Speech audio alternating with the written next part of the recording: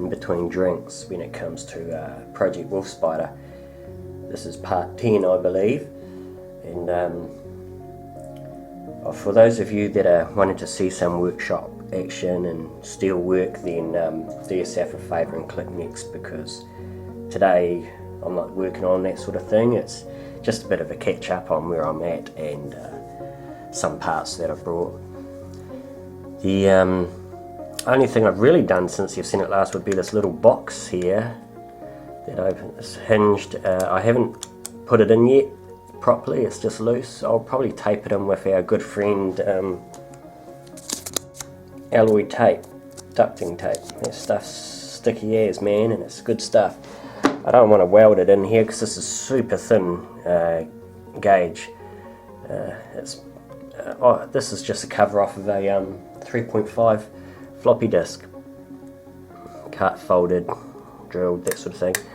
Anyway, that's good to go in, and I've just got some parts in the mail, so we'll get to that now, I think. Okay, so got an order in from Tower Hobbies, bunch of pinion gears from Robinson Racing. I rate these guys, they make good stuff. I use their pinions and spurs, hardened pinion spurs in the Traxxas. Yeah, good brand. Also, I got another gearbox to replace the one that I have in the truck at the moment. I wanted an alloy case.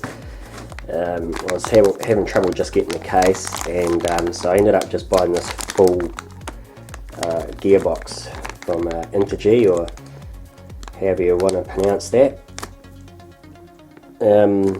This brand gets a lot of rap, you know. People always talking smack about parts breaking and stuff from these guys, and always rattling on.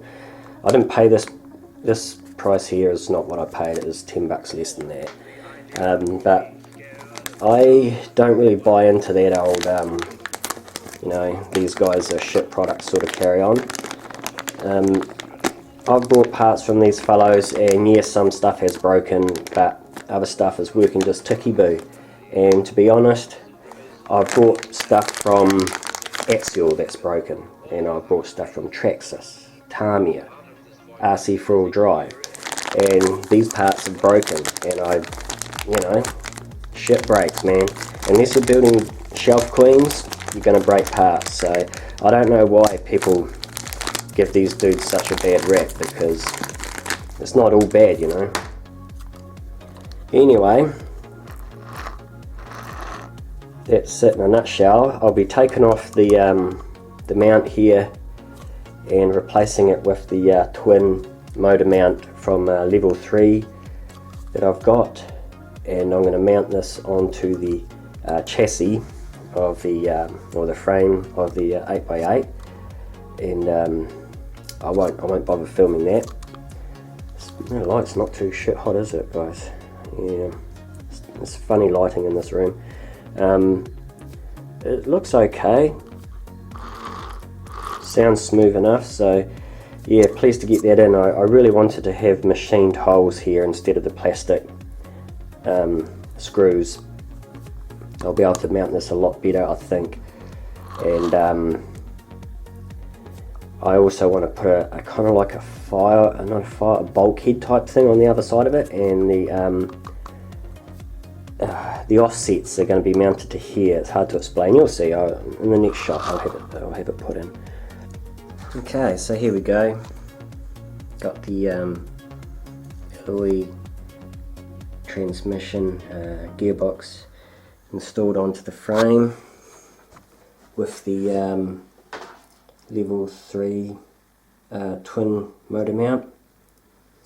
So next I can show you what else I'm doing, and the reason why I needed to get this on here. Don't worry about these are just junkers. Couple of old 540 cans burnt out. I have a pair of these 10.5T 3600 kV censored, so they're going to go on here. But while I'm in the build mode, I use old junkers because if I'm grinding or welding near it, it doesn't matter about any nasties getting into these things because they're dead anyway. So yeah, it's looking good and it's nice and solid now, nice and straight. The other one was just wonky, it was no good. So I'll use that other gearbox in another build.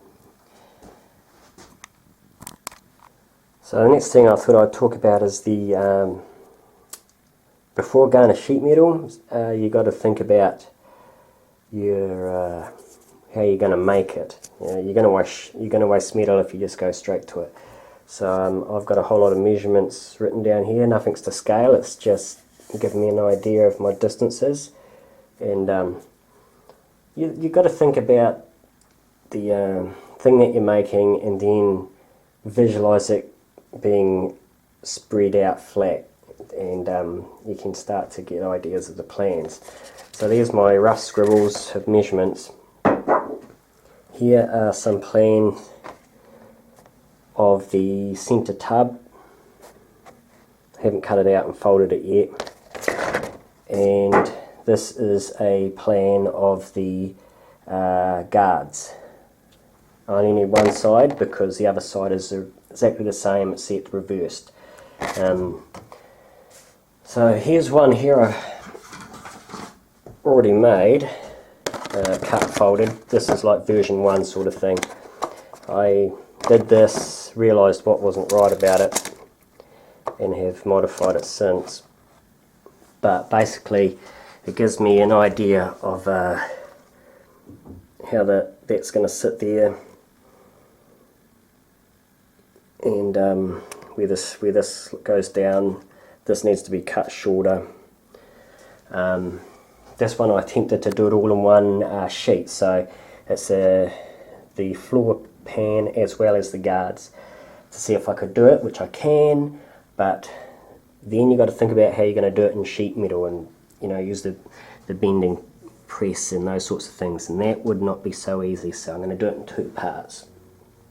The reason I was really keen to get that new gearbox in is because down in here there's a little riser here for PCBs. This is left over from the ones that I used inside the wheels here. That'll be in part 1 here. I did that, and that'll just give me a mounting point on a bulkhead back here to help support the twin motor mount as well. And this where it folds up, this bulkhead will maybe where I mount the electronics. So and if you remember back at when I was building, if you followed Fat Betty, you'll remember that I made a very basic cardboard mock-up of the shape of the truck, and that's all I needed to get my dimensions. And then you just figure it out in the sheet metal and get it ticky-boo. I just need to make sure that before I go to steel and start cutting, I've got my measurements right, and I know that it's going to be bang on. For example, this here is too wide, not by much, maybe 5mm, but from looking at the prototypical photos, I know that the edge of this tyre is bang on or just proud of the edge of that, and at the moment this is too wide. So little things like that, you know, way easier to organise, redo it in cardboard until I'm happy, and then hit the metal and not waste metal and effort. So yeah, the next thing will be to get these squared away to a point where I'm happy with them, then go to metal and attach that. After that, I'll probably start to build the back, the engine bay, etc. Yeah, the committee's still out on how I'm going to build that nose cone and that on the front here. We'll get to that. But it's progress, you know. It doesn't look like much. It's a bit of cardboard, but you'll see. It'll come out pretty good. I'm quite happy with it, and it's not going to be difficult to fold and cut this in sheet metal. It's pretty basic, and and what goes on top is basically a shoe box with a few round bits on it. And the top part anyway will be just a couple of hoops, and the rest will be panels that are attached to it, just like the real truck. So I'll be able to get into here. This time I want to make this truck a lot easier to access the equipment inside. And also we need more room inside here because I want to put a smoke unit in here, and I need room for the reservoir. And I'm not too sure how much space that's going to take up yet. So yeah, that's the progress report on Wolf Spider. Not much, but you know, it's alright. It's coming along. I've been busy playing around with Fat Betty and making little videos and stuff like that, you know. You can't just build your toys and not play with them. Righto, that's an update. Next time we're probably going to go back to the workshop and get into the metal and play with the man toys. Right, catch us later.